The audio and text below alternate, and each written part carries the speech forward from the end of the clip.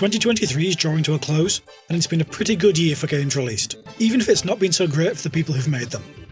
We've seen big, new, first-party titles from Sony, Nintendo and Microsoft, each of them raising the bar for their respective genres and franchises. This is going to be my personal top 5 games for the year, with some honourable mentions thrown in too. If you disagree with any of it, that's perfectly fine. This isn't intended to be some kind of definitive Game of the Year list. Some quick ground rules before we begin. Firstly, if I haven't played the game, it won't be on the list. So don't be surprised by the absence of Baldur's Gate 3, Tears of the Kingdom or Alan Wake 2, because I haven't got around to those yet. Secondly, no remakes or remasters. I'm perfectly fine with them in general, but I'm excluding them from this list because honestly, it would be almost entirely remakes or remasters at this point. And finally, no ports or new releases of old games. So even though Returnal finally got a PC port this year, it's still a 2021 game. With all that out of the way, let's get to it.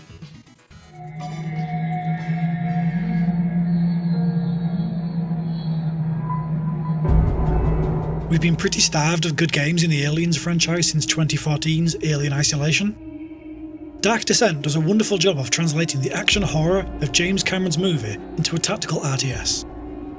Set 2 decades after the events of the movies, Aliens Dark Descent sees a xenomorph outbreak on the moon of Leith. The squad of colonial marines have to figure out what went wrong, find a way to escape, and most importantly, survive. It does a phenomenal job of building up tension as you sneak around the various installations, rescuing survivors, repairing equipment, and uncovering the story of what happened there.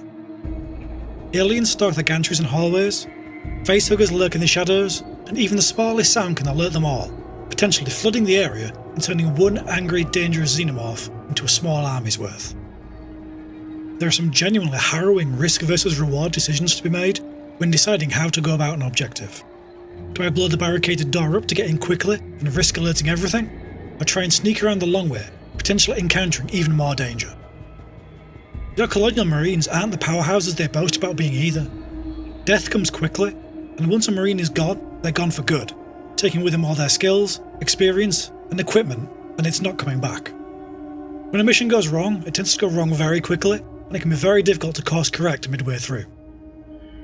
It's not a game without its fair share of jank. Performance sometimes feel like it's being determined by a random number generator. Cutscene dialogue is often so hilariously out of sync with what's happening on screen that it looks like a badly dubbed film, and there are plenty of bugs of the non-alien kind. But if you're an Aliens fan and don't mind XCOM style tactical RPGs, then this one is an easy recommendation.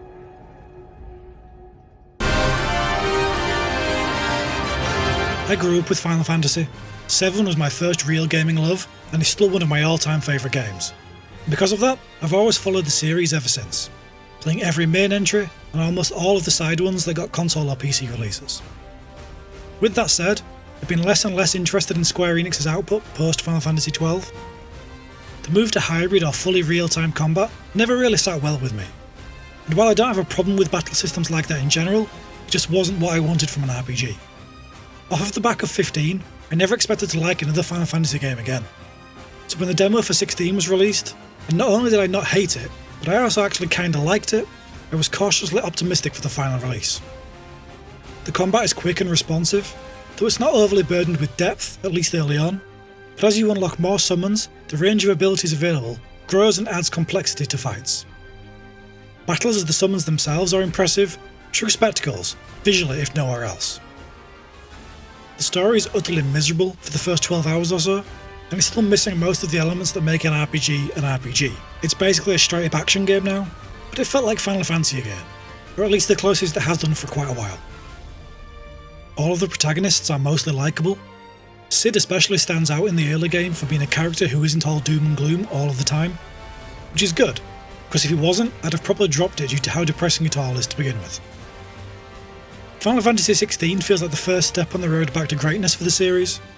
It's far from perfect, and I don't blame anyone for disliking it, but I enjoyed my time with it. It's just lucky that I haven't got around to playing Sea of Stars yet.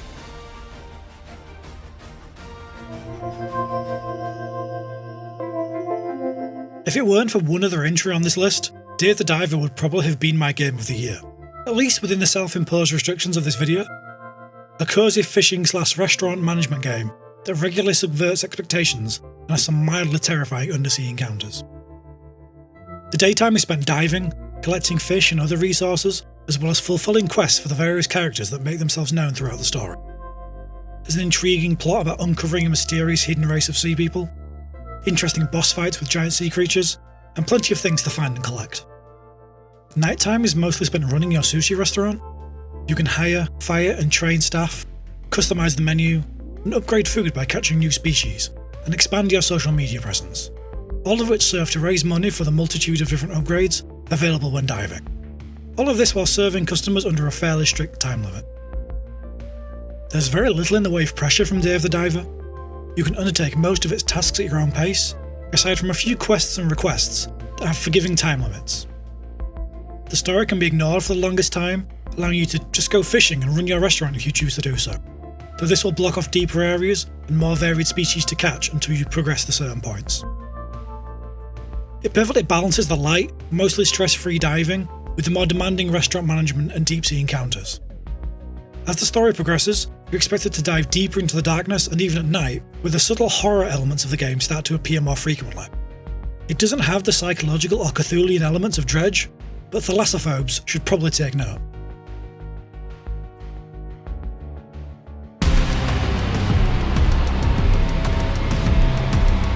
I've always kept an eye on the Armored Core series, but haven't actually played any of them since the very first one on the PS1 in the 90s.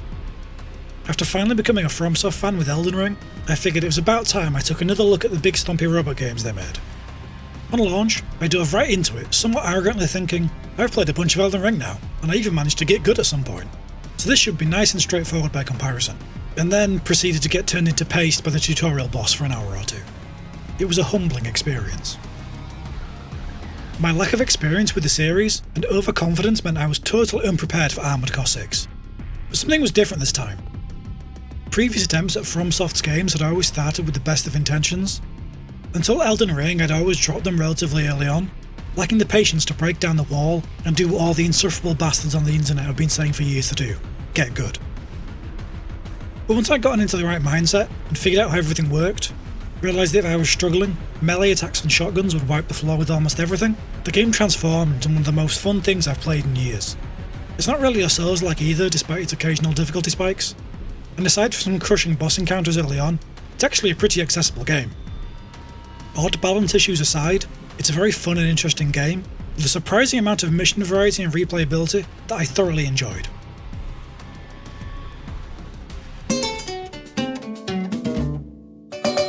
Releasing towards the end of what has no doubt been a fantastic year for Nintendo and the Switch, Super Mario Bros. Wonder is pure joy in video game form. It takes the classic Super Mario World formula and cranks the weirdness up to 11, and is quite possibly the best side-scrolling Mario game since World on the SNES, and coincidentally, a lot of the original team also worked on this. The platforming feels more refined than previous 2.5D Mario titles from the last couple of years. It feels lighter to move around, and because of this it just feels great to play. Mario responds exactly how you'd want him to at all times. There's none of the slipperiness that has plagued older titles. This, coupled with some truly great level design, makes for an experience that is unrivaled this year. Visually it's a treat, and makes the most of the hardware that the aging Switch has available. Using a nice mix of pleasant pastels and bright colours spread over varied and interesting scenery. Even the odder elements and scenarios that the game occasionally throws up don't look or feel out of place because of the outstanding art design. The audio holds up similarly well too. It's all very easy to listen to, and does a great job of highlighting the theme of the level. I don't know what else to say about it. If you own a Switch and haven't played this yet, go play it.